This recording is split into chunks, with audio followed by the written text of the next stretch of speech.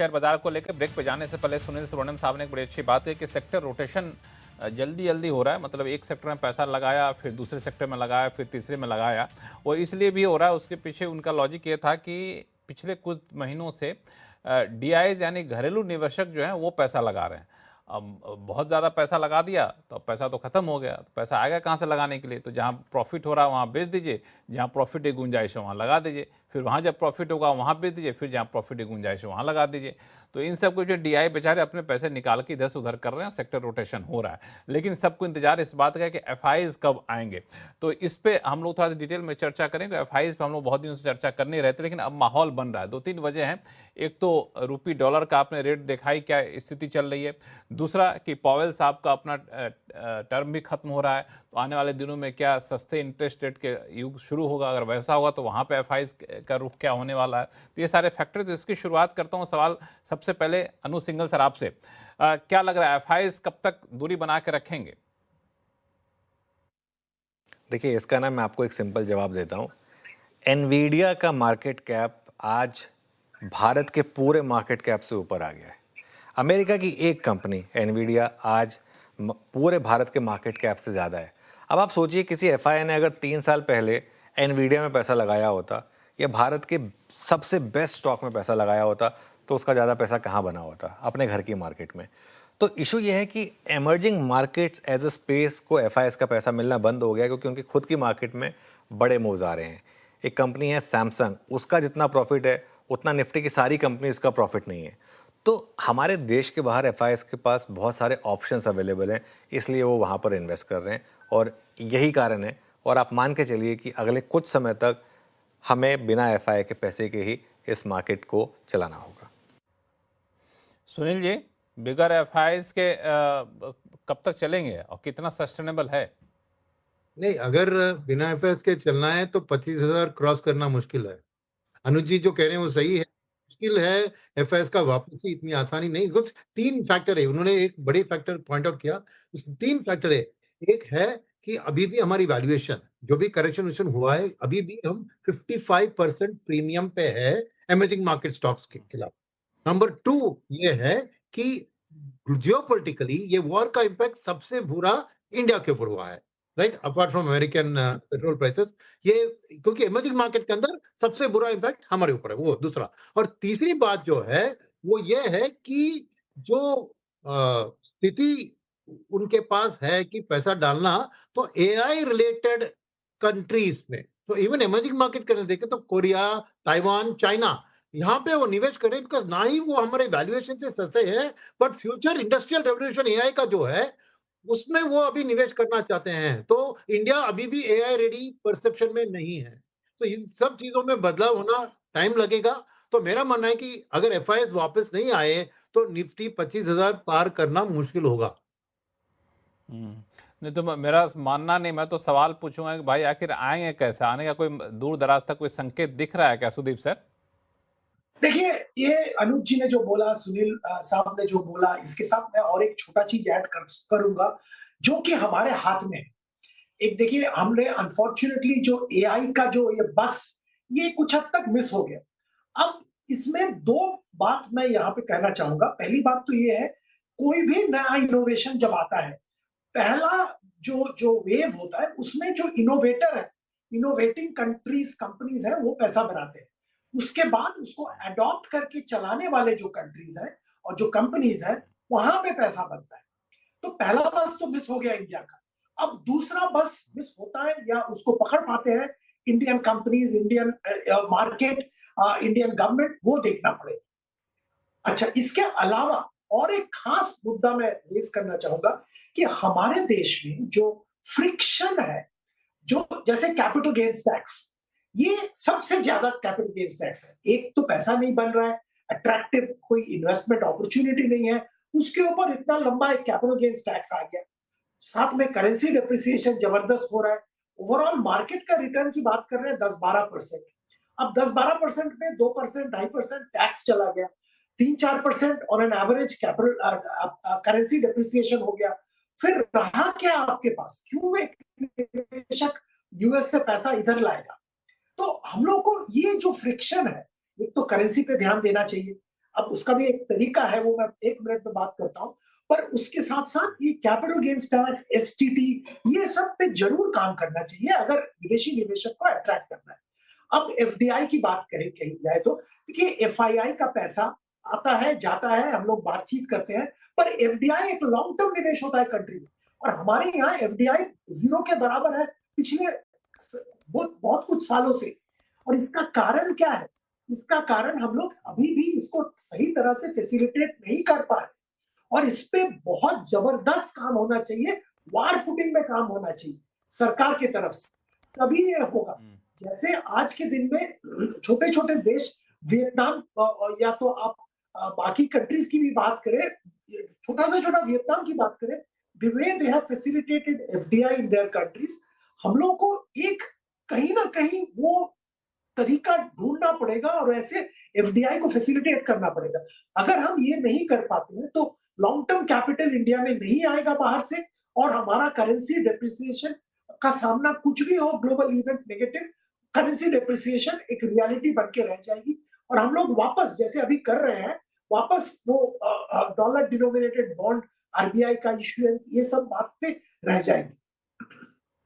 नहीं, ये सारी चीज़ें जो है ये दरअसल शॉर्ट टर्म मेजर है जो आरबीआई वगैरह जो ले रहे हैं, लेकिन आपने बिल्कुल सही कहा, लॉन्ग टर्म में हमें लॉन्ग टर्म फॉरेन इन्वेस्टमेंट को अट्रैक्ट करना होगा। एफडीआई एक सबसे बड़ा जरिया है। हालांकि पिछले दिनों में सरकार को शायद इस बात का एहसास हुआ भी है, कई सारे सेक्टर के लिए नॉर्म्स ईज किए गए हैं, कई सारे डिसीजन हो गए तो नोटिफाई नहीं हुए तो उसको किए गए हैं, लेकिन अभी भी बहुत सारे सेक्टर है जहाँ पर पोटेंशियल ये है, वो एक ऑप्शन हो सकता है। लेकिन ये लॉन्ग टर्म का मामला है, ये सरकार नोटिफाई करेगी, कंपनियां यहाँ पे आके एसेस करेगी, वो लंबा समय लगेगा। अभी से भी सरकार डिसीजन भी ले ले तब भी आने में 1 साल लग जाएंगे एफडीआई आने में। लेकिन फिलहाल एफआईज के आने का दूर दराज तक कोई रास्ता दिख रहा है कि नहीं? पंकज जैन साहब पहले आप, फिर अभिषेक अग्रवाल साहब आपके पास।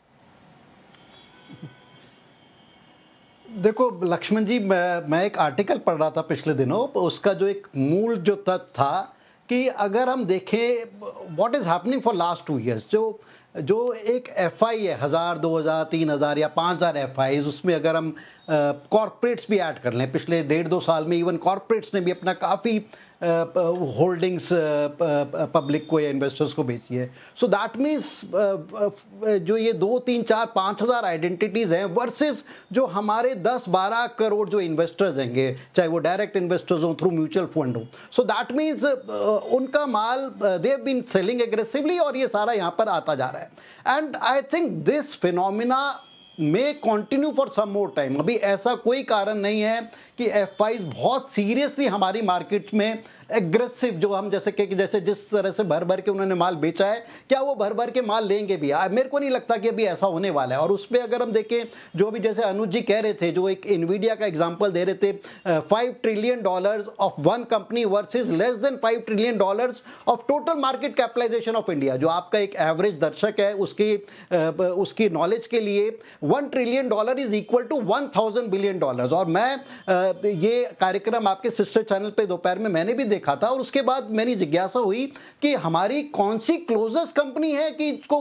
क्लोजर टू $1 ट्रिलियन भी आ जाए, क्योंकि जो दुनिया की जो 10, 12, 15 कंपनीज हैं उसके कोई दूर दूर तक भी नहीं है। Closest I think is Reliance industries which is about $240 billion, और टॉप के जो 3 है उसके अंदर एचडीएफसी बैंक और भारती को भी मिला ले तो भी वो $0.5 ट्रिलियन होते हैं। टॉप की 10 कंपनी बना के 1.1, 1.2 ट्रिलियन होते हैं। सो दैट मीन्स इतना दूर हम लैग बिहाइंड कर रहे हैं, और उस लैगिंग का कोई भी बड़े कारण हो, चाहे वो गवर्नमेंट पॉलिसीज हो, टैक्सेशन पॉलिसीज हो, हमारी कंट्री में R&D कम है, इनोवेशन कम है, बहुत सारे कारण हैं। सो इमीडिएट बेसिस पे मेरे को लगता है ये फिनोमिना चलता रहेगा। FIIs would selectively keep on entering certain sectors, but on a general basis मेरे को नहीं लगता कि बड़ी क्वांटम में एफआईज अभी इमीडिएटली आने वाले, unless there are some major hiccups in international markets, जो एक AI बबल चल रहा है उसके अंदर, या फिर कोई गवर्नमेंट एग्रेसिव कदम ले। So that means we will have to live with जो अभी तक चल रहा है, we will have to live with lesser participation of FIs and that phenomena may continue, and we will have to live with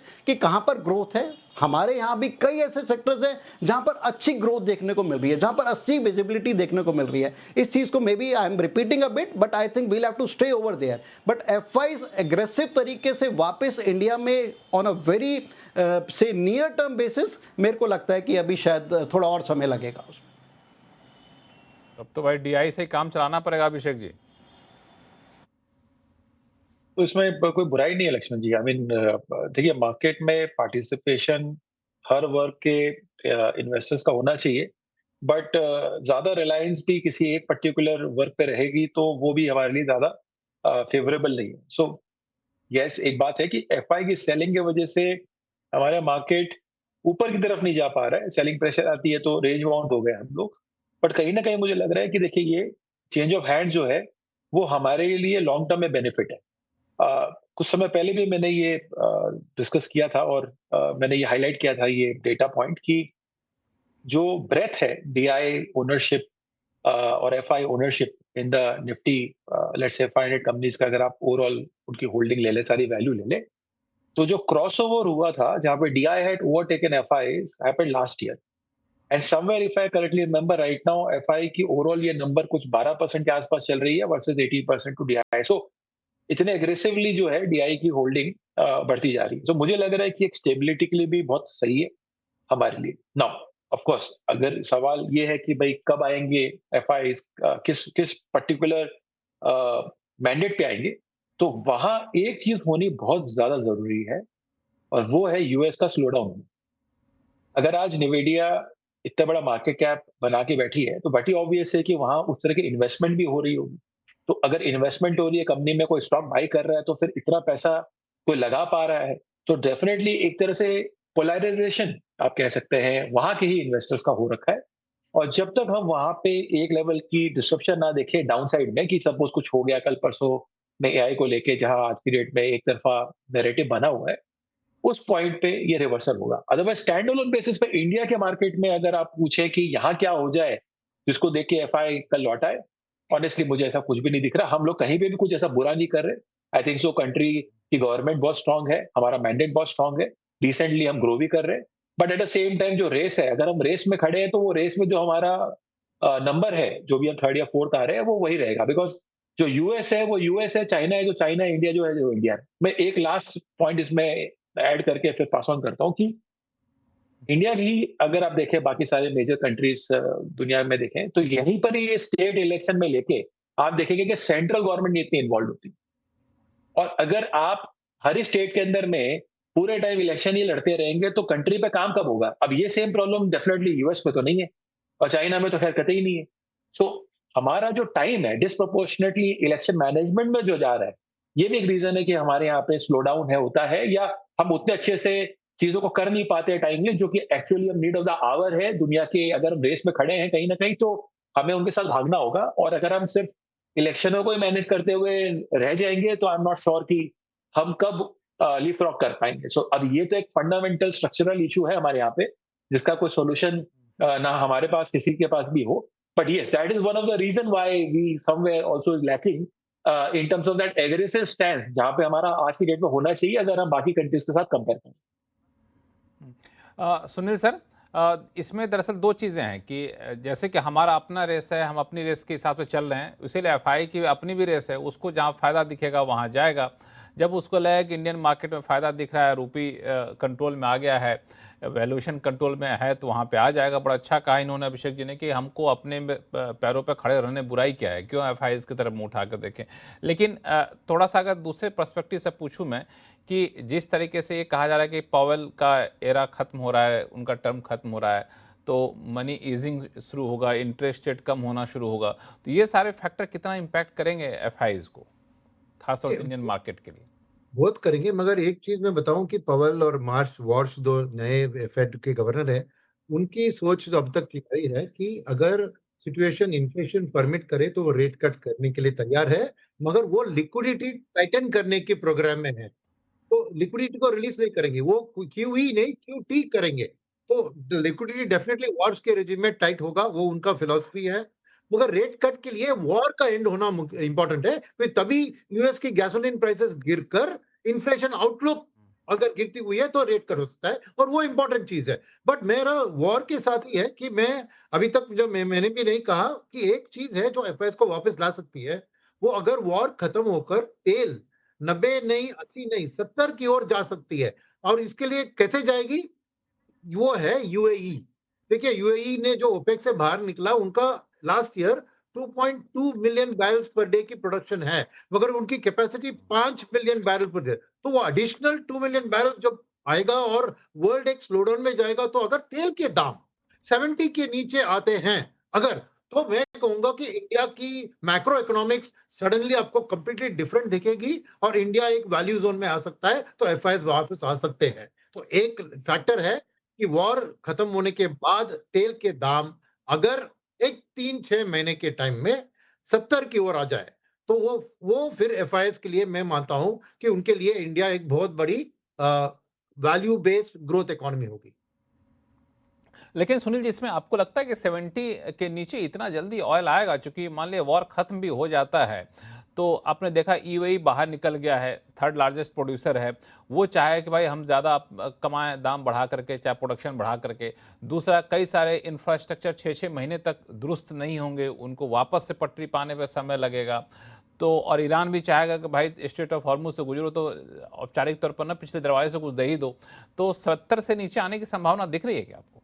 हाँ, दिख रही है थोड़ा वक्त से। मैं क्यों बताऊं कि सब ये देश अपना तेल का प्रोडक्शन बढ़ाकर अपने इकोनॉमी को रिवाइव करने की कोशिश करेंगे, राइट? तो तब प्रोडक्शन बढ़ता है तो सप्लाई डिमांड, मैंने इंटरनेशनल एनर्जी एजेंसी का आउटलुक देखा, यूएई के बाद ये कहा कि 12 से 18 महीने में 65 टू 70 डॉलर्स ने कहा है कि क्योंकि एक वर्ल्ड में एक स्लोडाउन भी आता है ना वॉर के कारण, तो डिमांड फॉर ऑयल भी घटेगा, तो इसीलिए सप्लाई ज्यादा, तो तेल की दाम घटने की संभावना है, मगर थोड़ा वक्त लगेगा क्योंकि कुछ गैस प्रोडक्शन फैसिलिटीज कतार में डैमेज हो गए हैं, उनको रीबिल्ड करने में थोड़ा वक्त लगेगा।